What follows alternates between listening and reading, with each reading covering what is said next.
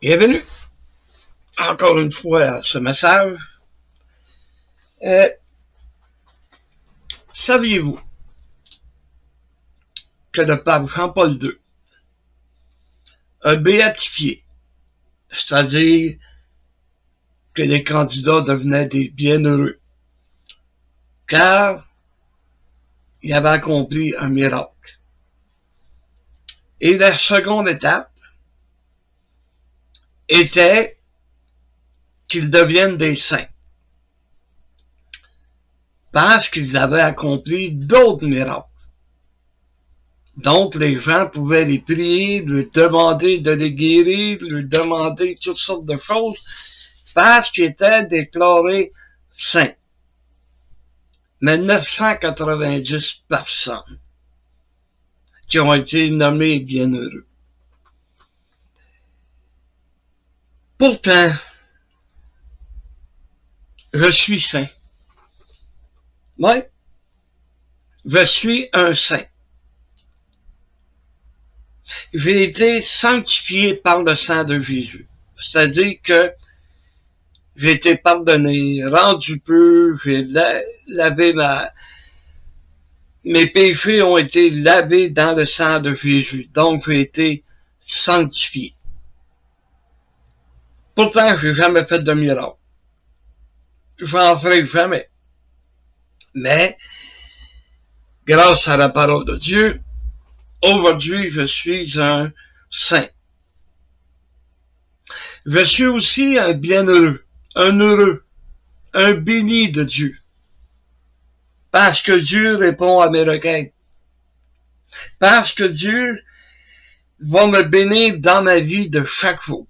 Chaque jour, il y a une bénédiction, des bénédictions, il y a toutes sortes de choses qui arrivent dans ma vie parce que Dieu est là. Et je suis béni. Je suis un bienheureux. Ben oui, je suis bien et heureux. On pourrait combiner ça de même ensemble. Mais je suis béni. C'est ça le mot bien important aujourd'hui, c'est que je suis béni. Premièrement, je suis sauvé. Fait que je peux-tu avoir une plus grande bénédiction, ça? Aucune. J'ai mon passage à faire sur la terre, mais même que mon passage soit fini, je vais m'en aller avec Dieu pour l'éternité. Je vais être à son service, à ses côtés. Je ne peux pas avoir plus béni que ça. Donc, on va voir, c'est dans Romains 4, le verset 7. Romains 4, le verset 7. Heureux ceux dont les iniquités, les péchés, les erreurs, les fautes, l'injustice, heureux ceux dont les iniquités sont pardonnées et dont les péchés sont couverts. Si vous allez dans la Bible anglaise, la King James, la Bible du roi James, c'est pas heureux qui est écrit, c'est béni. Si tu es béni, ben c'est que t'es heureux, t'es bien heureux, t'es un saint parce que t'as été pardonné, t'as été sanctifié par le sang de Jésus, donc tu es quelqu'un de béni. Heureux, au verset 8, l'homme à qui le Seigneur n'impute pas son péché. Il ne le rend pas responsable. Il a été pardonné, il a été couvert par le sang de Jésus. T'es pas responsable de ton passé. T'es pas responsable de ce que tu as vécu dans le passé, dans le péché. Dieu ne te l'impute pas. Il t'en rend pas responsable. Tu étais sous la gouverne du diable. Tu étais sur l'influence du diable. C'est la raison pour laquelle le sang de Jésus a tout lavé tes péchés. Et Dieu ne te l'impute pas. Merci Seigneur. C'est une grande bénédiction, encore une fois. Et dans l'évangile de Luc, au chapitre 11, le verset 27. Luc 11, le verset 27. Tandis que Jésus parlait ainsi, une femme, élevant la voix du milieu de la foule, et lui dit, « Heureux ou béni le sein qui t'a porté, heureuses les mamelles qui t'ont allaité. » Et Jésus répondit, « Heureux plutôt ceux qui écoutent la parole de Dieu et qui la gardent. » Heureux ceux qui gardent la parole de Dieu. Heureux ceux qui respectent la parole de Dieu. Heureux ou bénis ceux qui mettent en pratique la parole de Dieu. Parce que Dieu va les bénir. Dieu va leur accorder tout ce que leur cœur désire. Oui, tout. La seule chose que Dieu te donnera pas, c'est des choses qui vont t'éloigner de lui. Même si tu demandais à Dieu de gagner à la Loto Québec,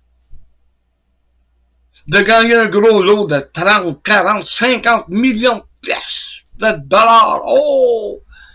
C'est ce que tout le monde recherche, parce que tout le monde avait des billets, parce que tout le monde voudrait devenir millionnaire. Tu ne gagneras jamais. Même si tu achetais 100 pièces de billets par semaine. Parce que ça va t'éloigner de Dieu. Automatiquement, là, tu vas... Regarde la plupart des gens de quelle manière qui réagissent à un coup qu'ils ont gagné. Tu sais, je regardais le reportage, c'était prouvé que ceux qui deviennent millionnaires sont tellement pas habitués d'avoir autant d'argent, c'est comme s'ils viraient fous, ils gaspillent tellement qu'à un moment donné, ils tombent la faillite. Ils tombent sur la paille. Parce qu'ils sont pas habitués.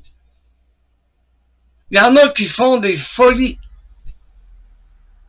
Fait que tu imagines là que toi tu vas gagner des millions, puis que tu vas être sage avec tes millions, tu vas en faire fructuer tes millions, et tu manqueras jamais de rien. T'as un méchant problème. Ben, prends l'exemple des navigueurs. On a tous écouté leurs histoires, on l'a tous entendu, ils restaient dans les taudis. Le bonhomme était sur le chômage. Il a gagné une couple de millions. Il s'est acheté un domaine à, je me rappelle plus à quelle place exactement, un château. Ses enfants sont éparpillés avec leurs argent. L'un qui est devenu drogué, l'autre, en tout cas. On voit comment que la vie de ces gens-là a changé parce que, justement, ils n'étaient pas habitués d'avoir autant d'argent. Fait que, demande pas à Dieu de gagner 1 million, tu le gagneras pas, tu gaspilles ton argent pour rien.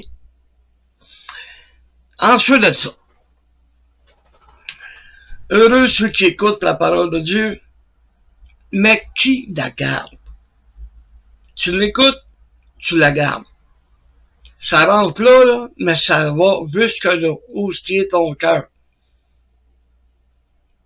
C'est ça, écouter la parole de Dieu. C'est ça, la garder.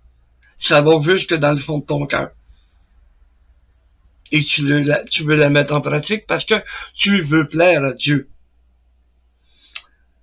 Ensuite de ça, excusez, c'est dans l'évangile de Jean, au chapitre 20. Verset 29. Eh oui. On connaît tous l'histoire de Thomas. Sa réputation est faite. C'est pas la meilleure des réputations, mais sa réputation a été faite. Il a avancé son doigt qu'il a mis dans le trou qui avait été percé par un clou. Il a mis sa main dans le côté qui avait été percé par la lance du Romain. Parce qu'il ne croyait pas quand les apôtres ont dit « Le Seigneur Jésus est venu et il nous est apparu. » Et quand il dit, ben moi, si je fais pas ça, je vois pas ça, je croirais pas, Jésus est apparu un moment donné, pouf, il l'a confronté. Et Thomas, il a eu la honte de sa vie. Et soyez sûr qu'il a eu la honte de sa vie. Mais, Jésus dit au verset 29, Jésus lui dit, parce que tu m'as vu, tu as cru. OK? T'as pas le choix, t'es face à l'évidence. Là, tu m'as vu, là, t'as cru. Ben, il dit, heureux ou bénis ceux qui n'ont pas vu et qui ont cru. J'ai jamais vu le Seigneur Jésus. J'ai jamais, même une image, j'en ai pas. Parce que c'est la parole de Dieu qui me le décrit. La parole de Dieu me décrit ce que Jésus a fait pour moi dans ma vie. Ce que Jésus a fait sur la croix pour que je sois sauvé. Il a versé son sang sur la croix. Il a vécu ce que moi j'aurais dû vivre comme châtiment. Parce que moi j'avais désobéi à Dieu, lui avait rien fait. Mais je l'ai jamais vu. Oh, il y en a qui vont faire des dessins, qui vont faire des beaux portraits d'un beau Seigneur Jésus. Ah! Mais c'est pas ça que la Bible me décrit. Première des choses que Dieu me demande, c'est pas de faire du marteau-taillé. Mais pourquoi faire que tu me fais des crucifix, que tu me fais des images taillées de Jésus? Tu me fais des portraits, tu me fais des dessins de Jésus. Alors qu'on ne l'a jamais vu. Mais moi, j'ai cru, là, en Jésus, celui qui est décrit par la Bible. Celui qui est décrit par la parole de Dieu. Celui-là, je crois. Je n'ai pas besoin de le voir. J'ai cru sans avoir vu. Et je suis heureux. Je suis béni. Parce que Dieu a ouvert mon cœur. Il a ouvert mon cœur pour que je sois un témoin de cet homme qui est mort sur la croix pour moi. Dieu m'a choisi pour aller en avant des gens, pour être capable de leur parler de celui qui m'a sauvé, celui qui a donné sa vie pour moi. Je suis heureux parce que Dieu me bénit. Il me bénit à travers tout ça. Parce que j'ai à cœur son œuvre, il me bénit. Il bénit notre Église. Combien de personnes ont été sauvées? Parce que Dieu s'est servi de nous. Nous qui avons cru sans l'avoir vu. J'ai cru au Seigneur. Ben oui. J'y ai cru. J'ai cru dans sa résurrection. J'ai cru que Dieu l'a ressuscité des morts. Et je l'ai confessé de ma bouche comme le livre de Paul ou l'épître de Paul aux Romains au chapitre 10. J'ai cru, je l'ai confessé de ma bouche. Et j'ai été sauvé. J'ai été béni. Et je suis heureux, béni, heureux. Ensuite, il y en a Matthieu 5. Là, il y en a beaucoup de l'enseignement de Jésus à propos de bénédiction, à propos d'être heureux, à propos d'être béni.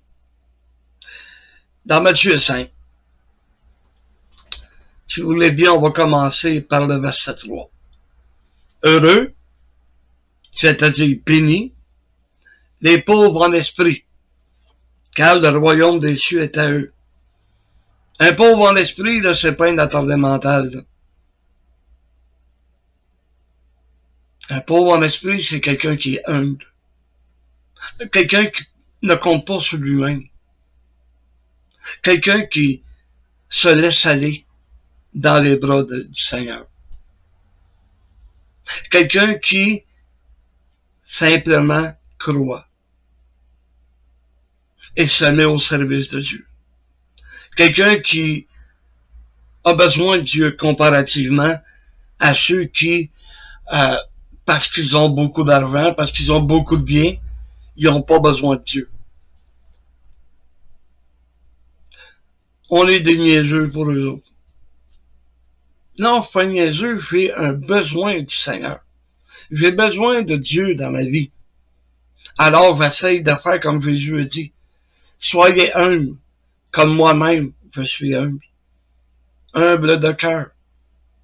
J'essaye d'être humble. Et je suis béni pour ça. Au verset 4, il dit, heureux les affligés, car ils seront consolés. Tu sais, un affligé, c'est quelqu'un qui pleure, puis qui pleure, puis qui pleure. Il arrive quelque chose dans sa vie, puis ça l'atteint. Ça l'amène à pleurer. Et c'est pour ça que Jésus dit, ils seront consolés. Oui, parce que peu importe de ce qui va arriver dans ma vie, peu importe si ça m'amène aux pleurs, d'une manière ou d'une autre, Dieu va me consoler. Il n'attendra pas à la fin des temps, là. Il n'attendra pas que je sois à côté de lui. Sur cette terre, il va me consoler. Heureux les débonnaires, c'est-à-dire des gens qui sont doux, qui sont remplis de douceur, comme l'apôtre Paul a dit, que votre douceur soit connue de tous les hommes, car ils hériteront la terre. Heureux ceux qui ont faim et soif de justice, car ils seront rassasiés. Essayons pas de trouver la justice sur la terre. On va trouver la justice de Dieu, mais pas la justice de l'homme. Et on a faim de cette justice de Dieu. Mais Dieu va nous accorder sa justice. Ils seront rassasiés. Vous savez, le diable a essayé de nous détruire, de détruire nos vies, de détruire notre réputation. Et on trouvait ça injuste. Tu sais, là, on avait faim de cette justice de Dieu. On voulait que Dieu nous rende justice. Mais vous remarquez comment est-ce que Dieu nous a rendu justice? Il nous a rassasiés. Parce qu'au lieu de chercher à se venger de ces gens-là, qui nous faisaient mal, qui essayaient de nous atteindre, qui essayaient de nous détruire, on les a laissés faire. On a prié pour eux autres. Et aujourd'hui, j'ai la justice de Dieu. J'ai eu faim et Dieu me rassasié. J'ai eu soif. Dieu m'a donné l'eau de la parole, l'eau que la Bible nous donne. Cette eau qu'on a tant besoin pour vivre. Merci Seigneur. Heureux les miséricordieux, car ils obtiendront miséricorde. Heureux, béni, lorsque tu vas être prêt à pardonner aux autres. Vous savez, dans la prière que Jésus, quand les apôtres ont demandé à Jésus, apprends-nous à prier. Il en parle de la miséricorde. Pardonne-nous nos offenses, comme nous pardonnons à ceux qui nous pardonnent, à ceux qui nous pardonnent, comme nous pardonnons à ceux qui nous offensent. Soyons miséricordes. Soyons miséricordieux. Obtenons la miséricorde de Dieu. Heureux des miséricordieux, car Dieu va leur faire miséricorde. Il nous pardonne de la manière que nous, on pardonne. Alors, voyez-vous qu'on a un bon chemin à faire. Heureux ceux qui ont le cœur pur, car ils verront Dieu. C'est quoi d'avoir un cœur pur? C'est qu'on n'a rien sur notre cœur. Je suis pas en chicane avec personne. J'haïs pas personne. Donc, mon cœur est pur parce que mon cœur est à Dieu. Si j'ai quelque chose, là, si j'ai une petite bébite contre qui que ce soit sur mon cœur, mais mon cœur n'est pas pur. Excusez.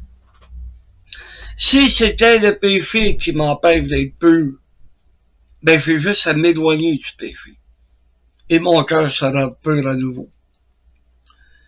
Heureux ceux qui procurent la paix, ils seront appelés fils de Dieu. Avoir la paix avec l'homme, c'est Dieu. Mais on peut y parvenir. Mon voisin me déteste, c'est pas grave. Je vais pas à lui faire la guerre. Je vais pas essayer de me venger de lui. J'essaie de procurer la paix. Et je serai appelé fils de Dieu. Hey, heureux ceux qui sont persécutés pour la justice, car le royaume des cieux est à eux. Persécutés pour la justice. Qu'est-ce qui est considéré comme juste? Je dois faire justice. Dans l'Église, il n'y a pas personne qui est plus grand l'un que l'autre. Il n'y a pas un pasteur qui est au-dessus de l'Église. Il n'y a pas un diacre au-dessus de l'Église. La justice, c'est que tout le monde est traité sur le même pied d'égalité. Mais dans certaines églises, on voit ça, le pasteur il est tellement mis là que celui qui est là ose pas rien dire. Eh non, il s'est écrasé. Non. Si tu viens dans l'église là où je suis, tu vas t'apercevoir que je suis pas plus grand que les autres. Je suis à la même égalité.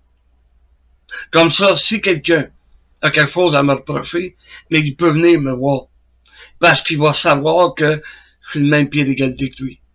Je suis pas plus fin que lui. Pas plus smart que lui.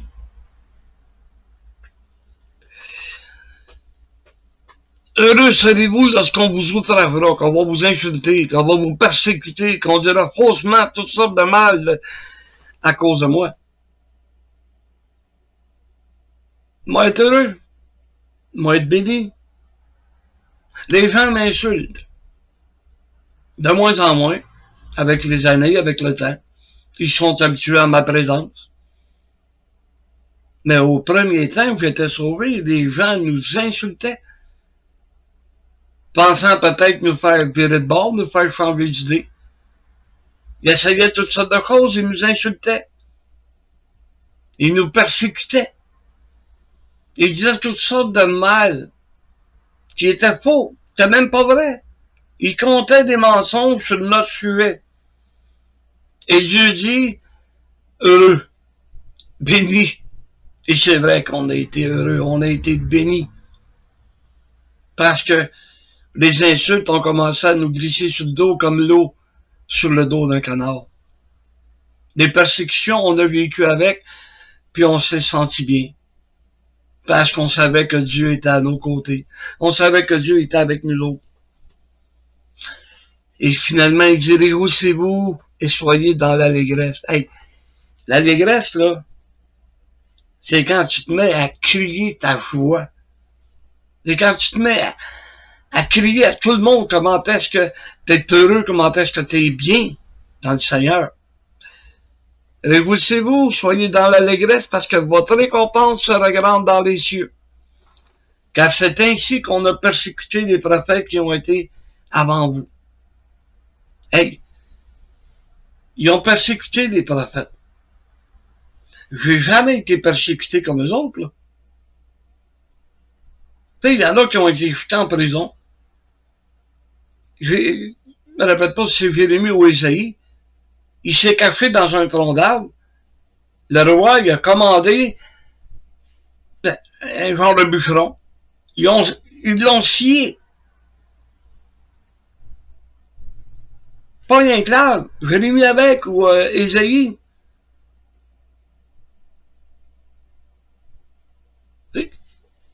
Étienne a été lapidé, il en est mort.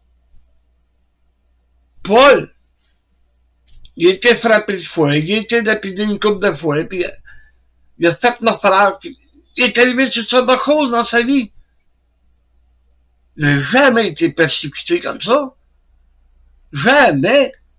Ok, des paroles désobligeantes, des paroles qui font mal, mais physiquement, ils m'ont jamais touché. Il n'y a jamais personne qui a osé me toucher. Et voyez-vous comment je suis béni? Mes persécutions, Jésus les compare à ceux des prophètes. Pourtant, je suis loin d'avoir vécu ce qu'ils ont vécu. mais il a dit que j'étais pour avoir des récompenses qu'il me promet.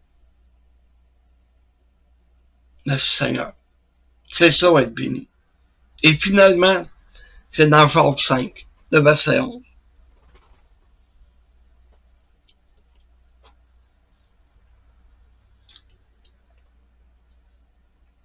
Voici, nous disons bien heureux, bénis, ceux qui ont souffert patiemment. Vous avez entendu parler de la patience de Job, et vous avez vu la fin que le Seigneur lui accorda, car le Seigneur est plein de miséricorde et de compassion. Je les ai regardées, les souffrances de Job. Je les ai étudiées, je les ai lues. Oh boy! Il a souffert pas mal plus que nous autres. Il était patient pas mal plus que nous autres. Ah, beaucoup plus. Il était patient malgré le fait qu'il a perdu ses biens. Du jour au lendemain, là, il est tout nu dans la rue. OK? Il a perdu ses enfants. Ils sont morts en revenant d'un party.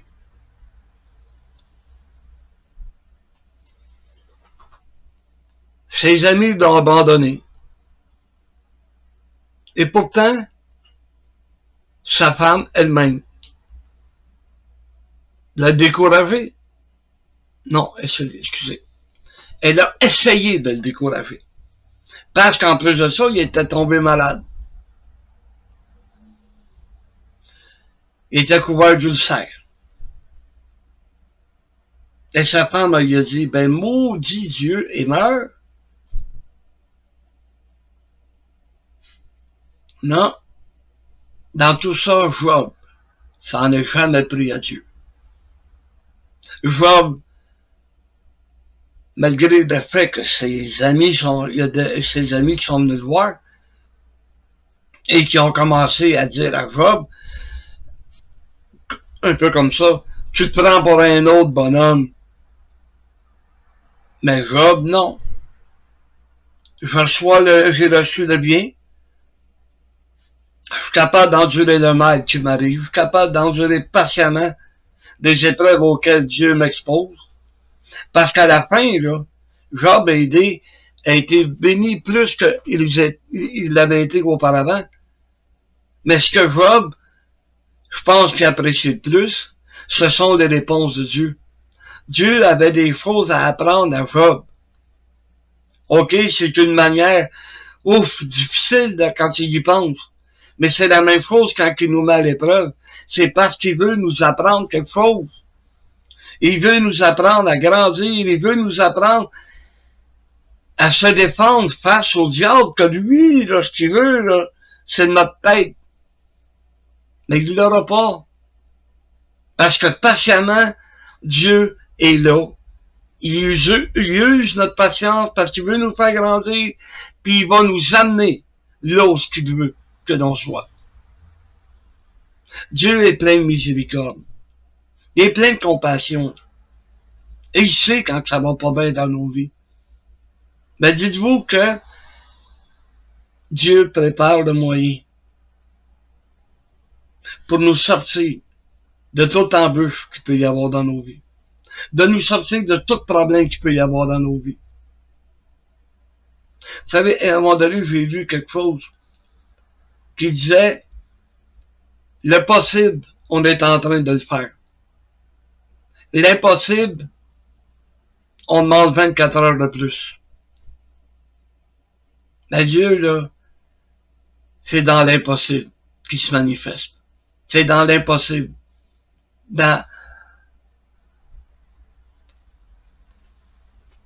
il n'y a aucun espoir pour nous autres. Quand il n'y a plus rien à faire. C'est là que Dieu va se manifester. Alors, béni, oui, je le suis. Béni, j'espère que vous l'êtes. Si vous voulez être béni, ben c'est facile. Si vous voulez devenir un bienheureux, un heureux, un béni, même un saint.